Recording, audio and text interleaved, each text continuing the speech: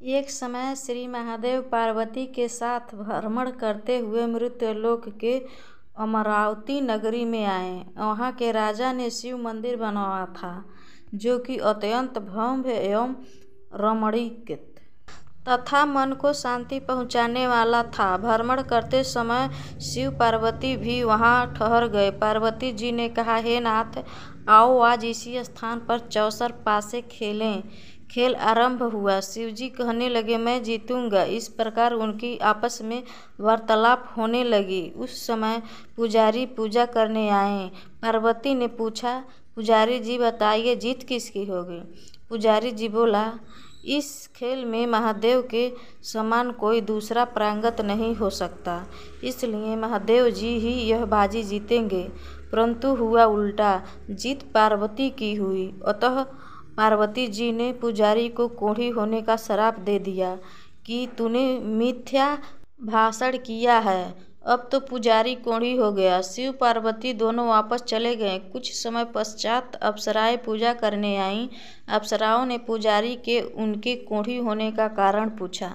पुजारी ने सब बता दी। अप्सराएं कहने लगीं, पुजारी जी आप 16 सोमवार का व्रत करें तो शिवजी प्रसन्न होकर आपका संकट दूर करेंगे। पुजारी जी ने अप्सराओं से व्रत की विधि पूछी। अप्सराओं ने व्रत करने और व्रत के उद्यापन करने की संपूर्ण विधि बता दी। पुजारी ने विधि पूर्वक श्रद्धाभाव से व्रत आरंभ किया और अंत में व्रत का उद्यापन भी किया। व्रत के प्रभाव से पुजारी जी रोगमुक्त हो गए। कुछ दिनों बाद शंकर पार्वती जी पुनः उस मंदिर में आए तो पुजारी जी को रोगमुक्त देखकर पार्वती जी ने पूछा, मेरे दिए हुए श्राप से मुक्त पाने का तुमने कौन सा उपाय किया? पुजारी जी ने कहा, हे माता, अप्सराओं द्वारा बताए गए 16 सोमवार के व्रत करने से मेरा यह कष्ट दूर हुआ है। पार्वती ने भी 16 सोमवार का व्रत किया, जिससे उनके रूठे हुए कार्तिकेय जी भी अपनी माता से प्रसन्न होकर आज्ञाकारी हुए। कार्तिकेय जी ने पूछा, हे माता, क्या कारण है कि मेरा मन सदा आपके चरणों में लगा रहता है? पार्वती जी ने कार्तिकेय को 16 सोमवार के व्रत का महात्म्य तथा विधि बताई। तब कार्तिकेय जी ने भी इस व्रत को किया तो बिछड़ा हुआ मित्र मिल गया। अब मित्र ने भी इस व्रत को अपने विवाह होने की इच्छा से किया। फलतः वह विदेश गया। वहाँ के राजा की कन्या का स्वयंवर था। राजा ने वर्ण किया था कि हथनी जिस व्यक्ति के गले में वरमाला डाल देगी, उसी के साथ राजकुमारी का विवाह करूँगा। यह ब्राह्मण मित्र भी स्वयंवर देखने की इच्छा से वहाँ एक ओर जाकर बैठ गया।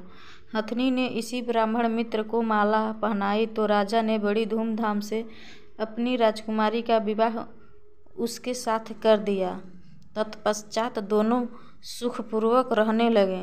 एक दिन राजकन्या ने पूछा, हे नाथ, आपने कौन सा पुण्य किया जिससे हथनी ने आपके गले में वरमाला पहनाई?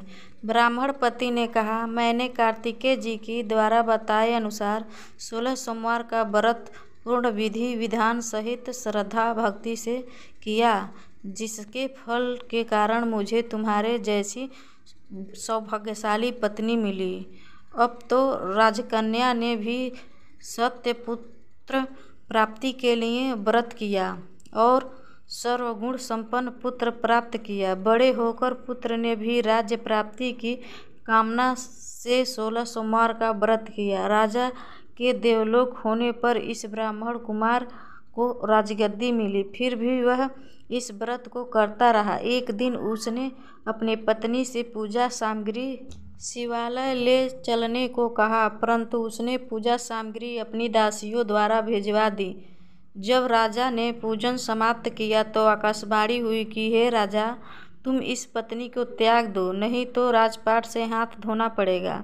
प्रभु की आज्ञा मानकर उसने अपनी पत्नी को महल से निकाल दिया। तब वह अपने भाग्य को कोसती हुई एक बुढ़िया के पास गई और अपना दुखड़ा सुनाया तथा बुढ़िया को बताया, मैं पूजन सामग्री राजा के कहे अनुसार शिवालय में नहीं ले गई और राजा ने मुझे निकाल दिया।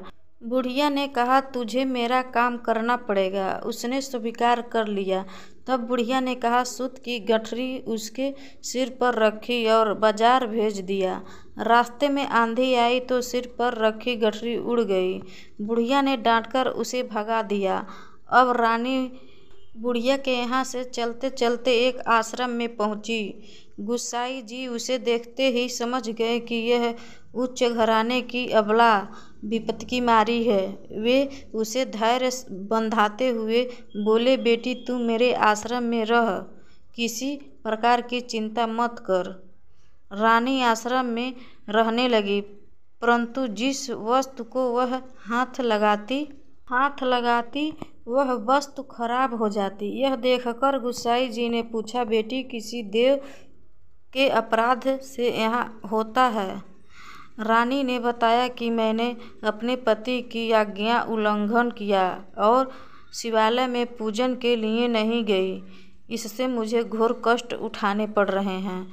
गुस्साई जी ने शिव जी से उसके कुशल क्षेम के लिए प्रार्थना की और कहा, बेटी तुम 16 सोमवार का व्रत विधि के अनुसार करो। तब रानी ने विधि पूर्वक व्रत पूर्ण किया। व्रत के प्रभाव से राजा को रानी की याद आई और दूतों को उसकी खोज में भेजा। आश्रम में रानी को देख दूतों ने राजा को बताया। तब राजा ने वहां जाकर गुस्साई जी से कहा, महाराज यह मेरी पत्नी है, मैंने इसका परित्याग कर दिया था, कृपया इसे मेरे साथ जाने की आज्ञा दें। शिव जी की कृपा से प्रतिवर्ष 16 सोमवार का व्रत करते हुए वे आनंद से रहने लगे और अंत में शिवलोक को प्राप्त हुए। उम्मीद करती हूँ शिव जी की यह 16 सोमवार व्रत रखने वाली कहानी आपको अच्छी लगी होगी। अगर अच्छी लगी हो तो वीडियो को लाइक और चैनल पर नए हो तो चैनल को सब्सक्राइब जरूर करें। वीडियो देखने के लिए बहुत बहुत धन्यवाद।